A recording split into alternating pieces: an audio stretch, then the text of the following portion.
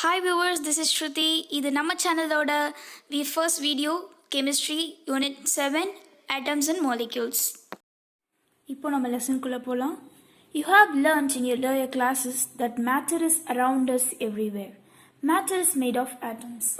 Matter அப்படின்றது 3 states-ஆல ஆயிருக்கு. என்னது? Solid, liquid and gas. இந்த மூணுமே வந்து atoms-ஆல உருவாயிருக்கு அப்படின்னு சொல்றாங்க.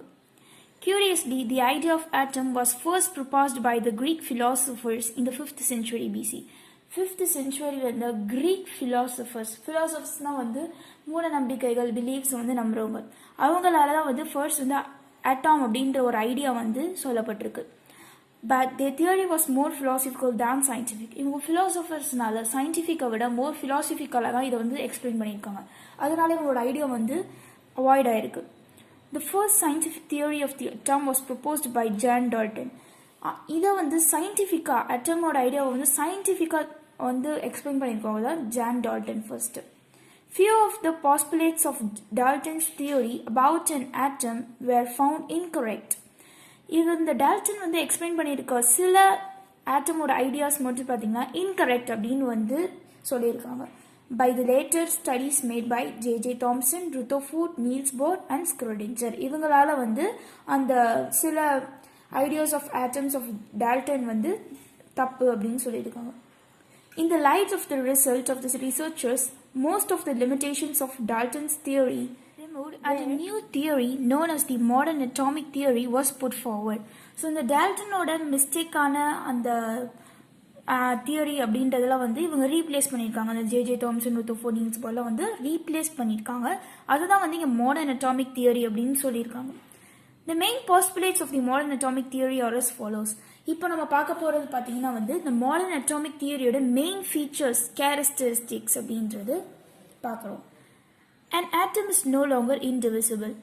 ஒரு ஆட்டம் வந்து இனி ஃபர்தராக டிவைட் ஆகாது அப்படின்னு வந்து சொல்லியிருக்காங்க. எப்போனா வந்து after the discovery of electron proton and neutron.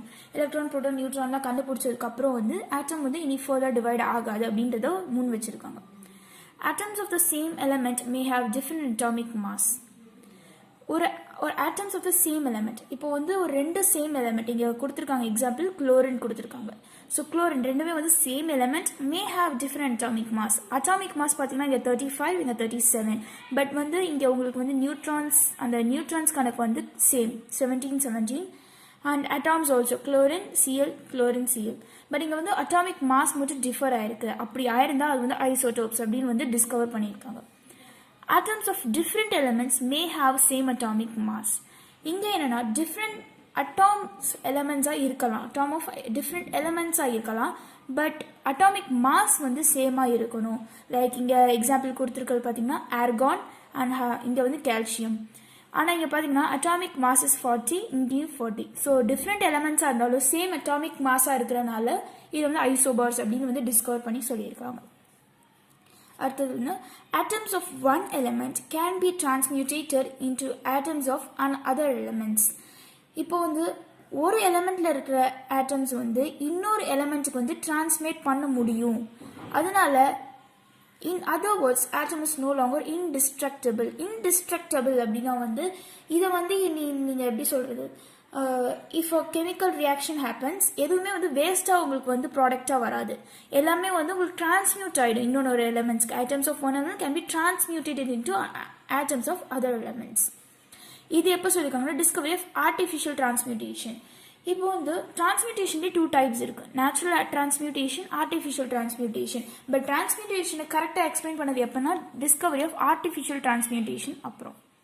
Atoms may not always combine in a simple whole number ratio. இங்கே என்ன சொல்கிறாங்கன்னா ஆட்டம்ஸ் வந்து நிறைய மாலிக்யூல்ஸை வந்து ஃபார்ம் பண்ணும். அப்போ வந்து ஒரு மாலிக்யூல்ஸ்ன்றது டெஃபினைட் ரேஷியோவில் தான் அது வந்து ஃபார்ம் ஆகும். ஸோ வந்து எப்பயுமே வந்து CO2 அப்படின்னு சிம்பிள் ரேஷியோவில் ஃபார்ம் ஆக ஈவன் காம்ப்ளிகேட்டட் ரேஷியோவில் கூட ஃபார்ம் ஆகும் அப்படின்னு தான் சொல்லியிருக்காங்க. எக்ஸாம்பிள் பார்த்தீங்கன்னா குளுக்கோஸ் C6H12O6. இதோட ரேஷியோ வந்து C:H:O is equal to 6:12:6. இது காம்ப்ளிகேட்டட். பட் நம்ம இதை சிம்பிளிஃபை பண்ணால் it's a simple ratio or 1:2:1.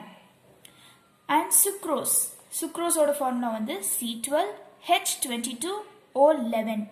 இதோட ரேஷியோ வந்து C/H/O is equal to 12:22:11. So இதெல்லாம் இந்த மாதிரி காம்ப்ளிகேட்டட் ரேஷியோலையும் வந்து ஆட்டம்ஸ் வந்து கம்பைன் ஆகும் அப்படின்னு தான் இங்கே சொல்லியிருக்காங்க. Atom is the smallest particle that takes part in the chemical reaction. இப்போ கெமிக்கல் ரியாக்ஷனில் ஒரு பார்ட்டாக வந்து மாலிக்யூல்ஸ் ஆட்டம்ஸ் எல்லாமே இருக்கும். அதில் ஸ்மாலஸ்ட் பார்ட்டிக்கல் அப்படின்றது ஆட்டம் தான் அப்படின்னு சொல்லியிருக்காங்க. இங்கே நான் ஒரு எக்ஸாம்பிள் கொடுத்துருக்கேன். எக்ஸாம்பிள் வந்து H2O அப்படின்னு வந்து டிஃப்யூசஸ் ஆகும்போது 2 ஹைட்ரஜன் ப்ளஸ் 1 ஆக்சிஜன் அப்படின்னு வரும். இப்போ பார்த்தீங்கன்னா இதில் ஸ்மாலஸ்ட் பார்ட்டிக்கல் பார்த்தீங்கன்னா ஆக்சிஜன் அப்படின்றது. இது வந்து ஒரே ஆட்டம், ஒரு atom. So atom is the smallest particle that takes parts in the chemical reaction. The mass of an atom can be converted into energy. ஒரு மாஸ், ஒரு ஆட்டமோட மாஸ் வந்து எனர்ஜியாக கன்வெர்ட் ஆகலாம் அப்படின்னு சொல்லியிருக்காங்க. அதோட ஃபார்முலா தான் E is equal to mc². The modern atomic theory is the basis for all the studies of chemical and physical processes that involve atoms.